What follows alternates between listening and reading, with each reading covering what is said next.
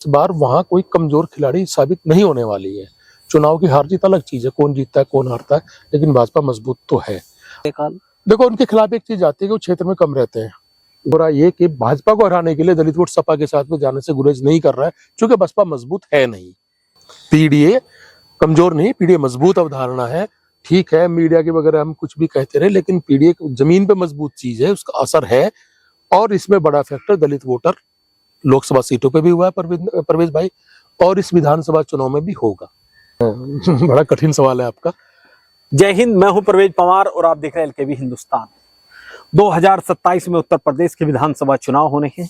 हालांकि 2026 का पूरा वर्ष है, लेकिन उत्तर प्रदेश जो देश की राजनीति में एक बड़ा अहम रोल अदा करता है, और कहा जाता है कि दिल्ली की जो कुर्सी है उसका रास्ता उत्तर प्रदेश से होकर गुजरता है, क्योंकि उत्तर प्रदेश राजनीतिक लिहाज से बड़ा महत्वपूर्ण है। तो उत्तर प्रदेश के विधानसभा चुनाव को लेकर चर्चाएं अभी से शुरू हो गई हैं, और तमाम राजनीतिक दल भी 2027 के विधानसभा चुनाव को लेकर सक्रिय हो गई है। तो हम भी 2027 के विधानसभा चुनाव से पहले किस तरह के समीकरण है, किस तरह का माहौल है, कौन पार्टी किस सीट पर मजबूत है, वो जानकारी आपको देने का प्रयास करेंगे। कमेंट में आप भी अपनी राय इन तमाम विधानसभा सीटों को लेकर रख सकते हैं। और आज हम चर्चा करेंगे उत्तर प्रदेश की नंबर 1 विधानसभा सीट, बेहट विधानसभा सीट के बारे में। आपको बता दें कि उत्तर प्रदेश की नंबर 1 विधानसभा बेहट विधानसभा सीट पर इस समय समाजवादी पार्टी के उमर अली खान विधायक हैं, और संभावना यही है कि 2027 में वही समाजवादी पार्टी के उम्मीदवार भी होंगे। इसके अलावा आपको बता दें कि 2012 का विधानसभा चुनाव में यहां बहुजन समाज पार्टी के महावीर सिंह राणा ने जीत दर्ज की थी, और 2017 में भी यह सीट सपा और कांग्रेस गठबंधन में कांग्रेस के खाते में गई थी, और कांग्रेस के नरेश सैनी यहां से विधायक चुने गए थे। तो इस सीट पर बड़ा महत्वपूर्ण चुनाव होने वाला है, और कहीं ना कहीं समाजवादी पार्टी और विपक्षी गठबंधन के लिए यह सीट उम्मीद भरी रही है। यहाँ के चुनावी नतीजे कहीं ना कहीं समाजवादी पार्टी के पक्ष में अभी तक बेहतर रहे हैं, क्योंकि पिछले 3 चुनाव की बात करें तो 2 चुनाव में सपा और कांग्रेस गठबंधन ने जीत दर्ज की है, और एक बार बसपा ने। हालांकि प्रदेश भर में विधानसभा सीट पर कोई खास प्रदर्शन नहीं कर पाई। तो बेहट विधानसभा सीट के समीकरणों को लेकर चर्चा करेंगे। पश्चिम उत्तर प्रदेश के राजनीतिक विश्लेषक लोकेश सलारपुरी जी हमारे साथ मौजूद हैं। सबसे पहले तो लोकेश जी, आपका स्वागत है। बहुत बहुत धन्यवाद प्रवेश भाई, और आपके दर्शकों को मेरा अभिवादन। लोकेश जी, पश्चिम उत्तर प्रदेश की नंबर 1 विधानसभा बेहट विधानसभा सीट के बारे में हम आपसे चर्चा करेंगे। बेहट विधानसभा सीट पर वर्तमान समय में उमर अली खान विधायक हैं। कई और चेहरे हैं, चाहे वो अभय प्रताप राणा हो, चाहे रोहित सिंह राणा हो, और भी कई चेहरे हैं। हालांकि बहुजन समाज पार्टी से तो अभी कोई दावेदार खुलकर सामने नहीं आया, लेकिन अलग अलग राजनीतिक दलों से कई चेहरे चुनावी तैयारियों में जुटे हैं। तो 2012, 17 और 22 के जो चुनावी नतीजे रहे हैं, वो कहीं ना कहीं भारतीय जनता पार्टी के लिए निराशजनक रहे हैं, क्योंकि भारतीय जनता पार्टी अभी तक यहाँ पर खाता नहीं खोल पाई। तो क्या 2027 में भारतीय जनता पार्टी बेहट विधानसभा सीट पर यह तक तोड़ पाएगी? देखो प्रवेश भाई, जैसे कि आपने बताया कि पिछले 3 चुनाव में भाजपा ने पूरी कोशिश की, लेकिन निराशा हाथ आई जी। और जाहिर सी बात है कि वो उस निराशा को इस बार वो अपने लिए सकारात्मक करना चाहेगी, पूरी कोशिश करेगी भाजपा। अब जो वर्तमान विधायक हैं उमर अली खान, उनके सामने चुनौतियां बहुत ज्यादा हैं। इस बार उनके लिए बहुत आसान बेहट विधानसभा नहीं रहने वाली है, क्योंकि अभय राणा, अभी आपने बताया, अभय राणा बहुत पॉपुलर चेहरा वहां है। रोहित राणा सबसे बड़ा एक तरीके से बोलते डार्क हॉर्स फिलहाल मान सकते हैं आप उनको, वो बहुत पॉपुलर है। अब उनका रोल क्या रहेगा, वो उनके उमर अली खान के लिए कितनी बड़ी चुनौती बन सकते हैं, बनकर उभरेंगे, ये बहुत सारे फैक्टर्स हैं जो ये बताएंगे कि बेहट सीट का चुनावी समीकरण भाजपा के पक्ष में कितना जा सकता है, या उमर अली खान को इसका लाभ या नुकसान कितना रह सकता है। लेकिन ये सच है कि इस बार बहुत टफ टक्कर हो सकती है वहां, और बीजेपी पूरी ताकत भी लगाएगी। और बीजेपी चूंकि रूलिंग पार्टी है, सत्ता में मौजूद है। नरेश सैनी का आपने भी जिक्र किया था, नरेश सैनी वहां से विधायक भी रहे। सैनी वोट में उनकी बहुत अच्छी पकड़ भी है। 2012, 17 और 22 तीनों चुनाव लड़े हैं। तीनों चुनाव लड़े हैं, और एक चुनाव जीते भी हैं, भले गठबंधन में जीते हो। महावीर सिंह राणा, चूंकि ठाकुर वहां बहुत ज्यादा वोट है, महावीर सिंह राणा भी एक बार चुनाव जीत चुके वहां से, वो भी एक फैक्टर है। प्रभाव तो उनका कम नहीं है। तो उमर अली खान के लिए देखना ये है कि जो चुनौतियां हैं, रोहित राणा है, अभय राणा, इन चुनौतियों से कैसे पार पाएंगे। अभय राणा की फैमिली लंबे समय तक समाजवादी पार्टी में रही, बहुजन समाज पार्टी में रही। उनके पारिवारिक सदस्य जगदीश सिंह राणा या महावीर सिंह राणा दोनों विधायक और सांसद रहे, प्रदेश सरकार में मंत्री रहे। तो कहीं ना कहीं अगर भारतीय जनता पार्टी, आपको लगता है कि भारतीय जनता पार्टी अगर उनको टिकट देती है तो जो सेकुलर वोटरों में उनका जुड़ाव रहा है, तो क्या उसका लाभ भी उन्हें मिल सकता है? बिल्कुल मिल सकता है। ये कई बार सीटों पर हमने खासतौर पर सहारनपुर जिले में इस तरह के लाभ अक्सर मिलते रहे हैं, क्योंकि यहाँ इस तरह की वो बहुत ज्यादा स्थिति नहीं बनती, तो अभय सिंह राणा को इसका लाभ मिल सकता है। तो आपको भारतीय जनता पार्टी के सबसे मजबूत उम्मीदवार के रूप में नरेश सैनी, अभय प्रताप राणा, क्योंकि अभी तक यही लोग खुलकर आ रहे हैं, इसके अलावा और भी कई दावेदार हो सकते हैं? देखो, दावेदार तीनों मजबूत हैं, तीनों की कास्ट कॉम्बिनेशन, तीनों की हर चीज मजबूत दावेदारी की है। बस ये ना हो कि बाद में कोई गुटबाजी के चक्कर में कोई नुकसान हो जाए, लेकिन कैंडिडेट तीनों मजबूत है। इसलिए भाजपा इस बार वहां कोई कमजोर खिलाड़ी साबित नहीं होने वाली है।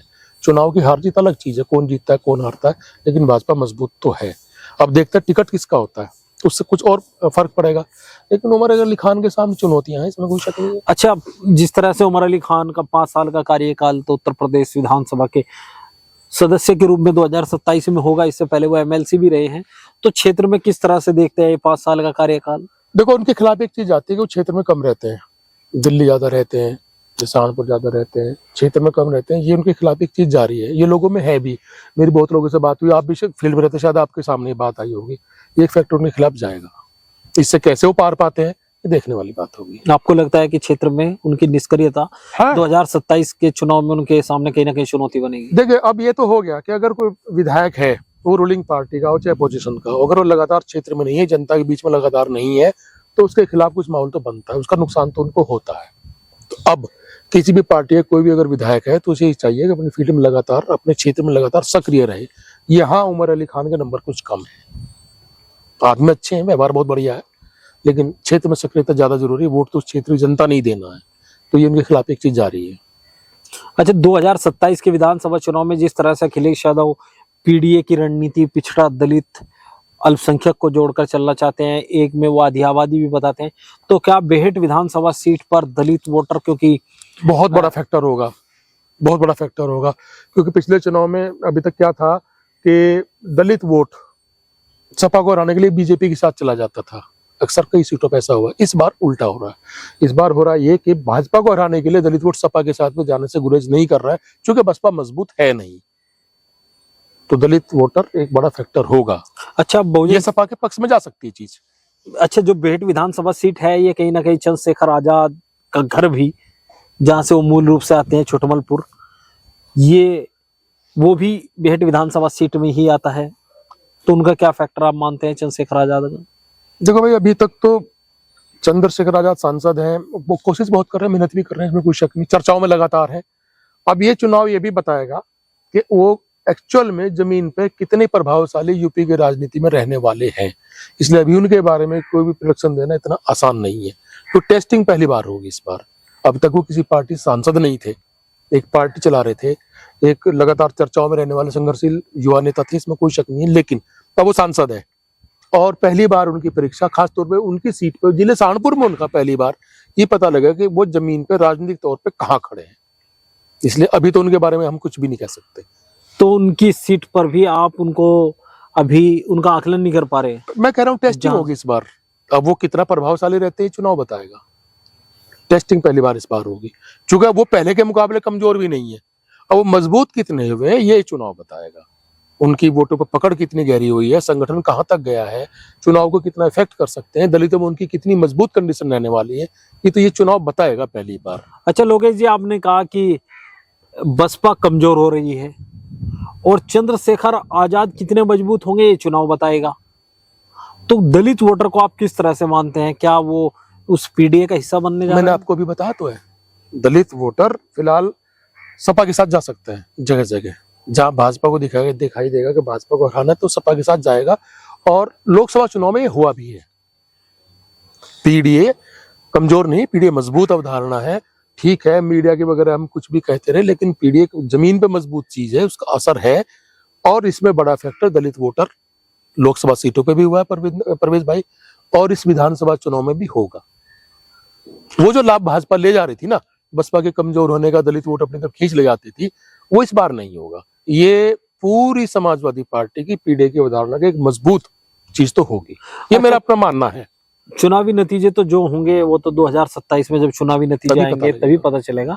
लेकिन मैं लोकेश जी से चाहूंगा कि अगर मुकाबला उमर अली खान और अभय राणा का होता है तो किस तरह से होगा, बहुत नरेश सैनी और अगर उमर अली खान का होता है तो किस तरह का होगा, और अन्य अगर कोई उम्मीदवार भारतीय जनता पार्टी उमर अली खान के खिलाफ उतारती है तो उससे किस तरह का मुकाबला होगा।